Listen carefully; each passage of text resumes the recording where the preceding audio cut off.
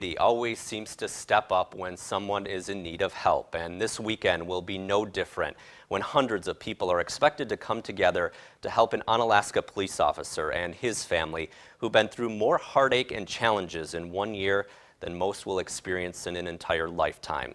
But it's how they're dealing with the hand they've been dealt that is a true testament to the power of perseverance. When Onalaska police officer Dan McCluskey hits the streets, be at Main Street 157. He never knows what he'll run into. I see a lot at work. As a 21-year veteran, he's seen just about everything on the job. But nothing could have prepared him for the call he's had to answer at home. It's the worst year of my life. Dan and his wife Megan are the proud parents of 14-year-old Aiden, a freshman at GET High School. He was 5 weeks and it just happened suddenly.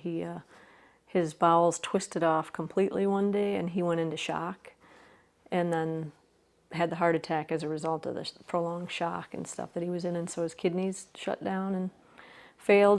Doctors thought Aiden's kidneys would actually repair themselves, but it never happened. They told us then that his function was really only about 15%, I think, at that point. We always knew, and they'd prepared us for puberty, is when they said his kidneys will probably fail again or he'll outgrow them. A kidney transplant was planned for this past summer, and Megan was ready to be the donor. It's your kid.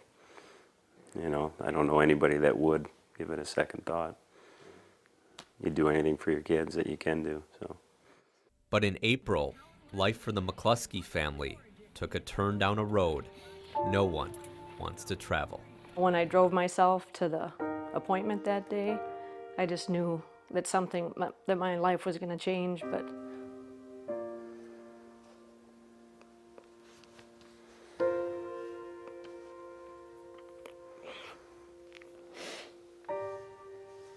Megan was diagnosed with stage 3 breast cancer, and it had spread into her lymph nodes.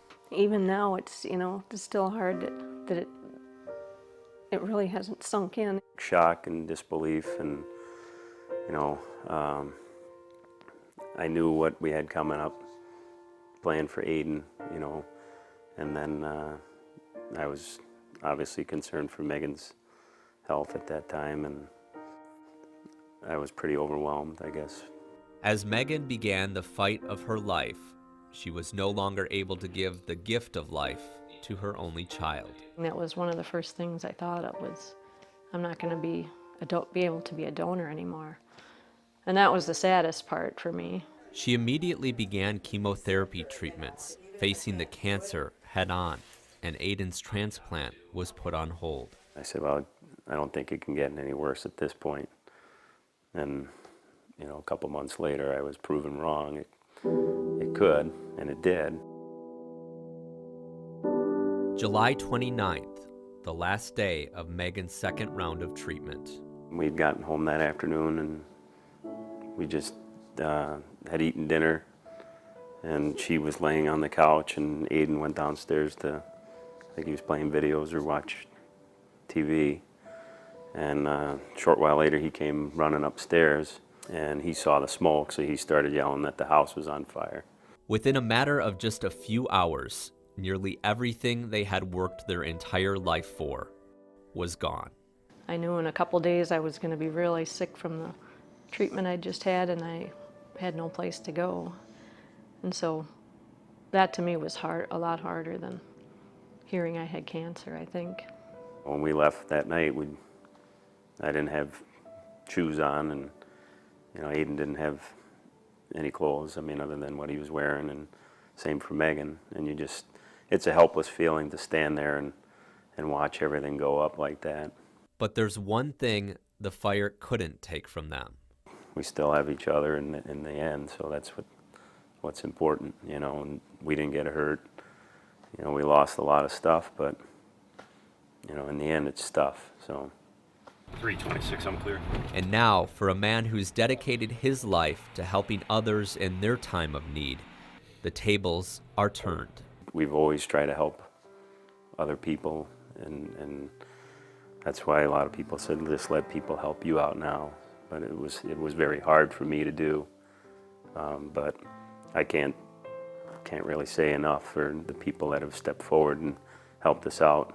It's just incredible, I think. You know, it's everywhere we go, people come up to us and either give us something or just give us words of encouragement. I can't say enough about like the police community, how helpful they've all been. It's overwhelming. It's rather humbling.